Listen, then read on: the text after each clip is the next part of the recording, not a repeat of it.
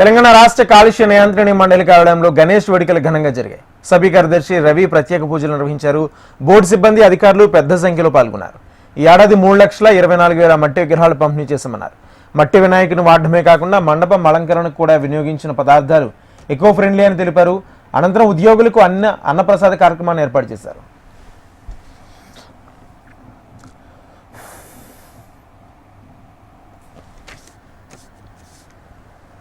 అందరికీ కూడా ముందుగా వినాయక చవితి శుభాకాంక్షలు. తెలంగాణ పొల్యూషన్ కంట్రోల్ బోర్డు తరఫున ఈ సంవత్సరం ప్రతి సంవత్సరం లానే ఈ సంవత్సరం సుమారుగా 3 లక్షల మట్టి గణపతులను జిల్లా కలెక్టర్స్ ద్వారా, GHMC ద్వారా, HMDA ద్వారా, ఎండోమెంట్స్ డిపార్ట్మెంట్ ద్వారా డిస్ట్రిబ్యూట్ చేయడం జరిగింది.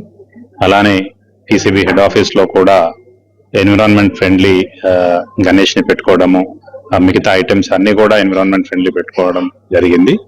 అందరికీ కూడా ఈ నిర్వాహకులకు ముఖ్యంగా అభినందనలు తెలియజేస్తా ఉన్నాను. అలానే ప్రతి సంవత్సరం కూడా ఎన్విరాన్మెంట్ ఫ్రెండ్లీ గణేష్ ని అందరూ కూడా ఇళ్లలో పూజించాలని అందరినీ రిక్వెస్ట్ చేస్తూ మరొకసారి వినాయక చవితి శుభాకాంక్షలు తెలియజేస్తాను. అందరికీ కూడా ముందుగా